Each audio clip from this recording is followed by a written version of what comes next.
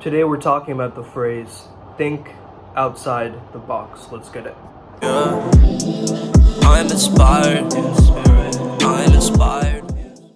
Hey there guys, how's it going? My name is Sumit Chatterjee from the Flow Zone Academy, and I'm a flow state coach, which means that I help you feel better and perform better. Today, as I get ready for my sessions, coaching sessions, I was really inspired to talk about this topic of think outside the box. Now, maybe you're a person who works at a job and then you sit down at a business meeting, everyone's gathered around, and the boss tells you this unhelpful advice. Think outside the box. And first of all, you think, okay, maybe he means don't copy other products, right? Maybe he means don't, zoom yourself in. You got to zoom out, look at the bigger perspective, look at things outside of the norm. However, let me ask you this, man. What exactly is the box? What is the box?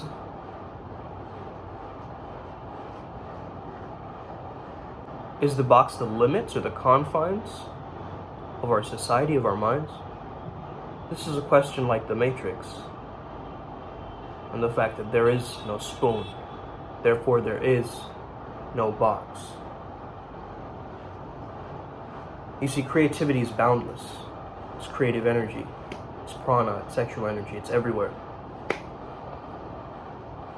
So when we give ourselves a limit, telling ourselves that, this is the box, you can only stay within these confines, we're actually limiting our own creativity. What if there was no box in the first place? What if you understand that over years and years of conditioning, we've created a box, and the box has become a thought form, which everybody is shackled by. So the collective consciousness believes in this box. They believe that there is an actual box that is the norm, that is not innovative, and there's possibility only outside of it. Sometimes we can find magic in the mundane, but it's only with our pair of eyes that does that. It's not the box on the external world. It's the box that is confining us, keeping us a prisoner of our own ideas and our own thoughts. So this is an ambiguous term, right? Think outside the box. Well, we can't ignore the boundaries and the constraints. The boundaries and the constraints are what give you more creativity. Since creativity is everywhere, since it's freedom, we do need more boxes, in fact. We need more boxes to get us to stay within certain confines. It's about choosing what box. It's not about going outside of it. Because again, it's this vague term, right? It's one of those idioms that gets passed on, and then it doesn't help us. It's not necessarily bad advice, it's just unhelpful advice in the fact that it doesn't get us to the action step of what actually to do. The whole point of creativity is to think freely. However, if we're focusing so much on the box, we're going to be limited by the box, which is self-created, human-made. Are we really saying that to think beyond the realms of human possibility? Because isn't that what our minds naturally do? Doesn't it always look for ways to maximize and survive and make things better and adapt and innovate? As a human species, haven't we gotten to this level of evolution where we're looking at something and we're not just looking at it, we're looking beyond it? So if you're getting this unhelpful advice, what you're doing is basically you're giving people this smorgasbord, that's a word, right? Smorgasbord of options. Right? You're giving them so many different options that they're like, oh man, I'm so overwhelmed. I don't know what in the world is going on here, because I don't know what to choose. There's decision-making fatigue. Okay? And this is what psychologists refer to as psychological depletion. If you have psychological depletion, meaning you have to sift through 1,000 different ideas, guess what? You're going to make pretty bad decisions. You're going to make pretty awful choices because your brain is so overwhelmed in sifting through that data. And thinking outside the box is basically saying, hey, you're free to think whatever you want. this is a world of infinite possibilities. Well, guess what? That's not giving me some practical advice, man. I know that. I know that for a fact, that we live in a world of infinite possibilities, that there's more than one choice, that I can choose and hop into any dimension or parallel universe that I choose. I know that deep within me. However, when it comes down to a creative task and getting something done, maybe it's not about thinking outside the box. Maybe it's about recognizing that we've got to get very, very clear on the end result of our creations.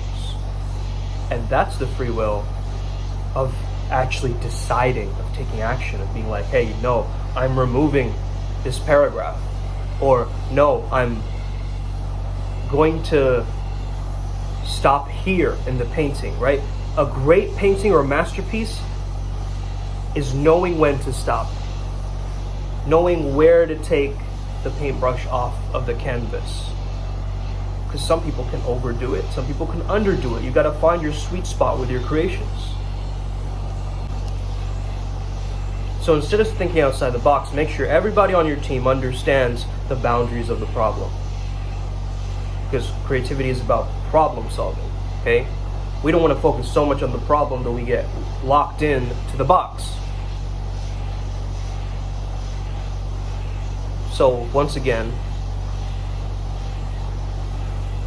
don't overwhelm yourself with these infinite opportunities and possibilities and this. So don't overwhelm yourself by creating a creative block for yourself.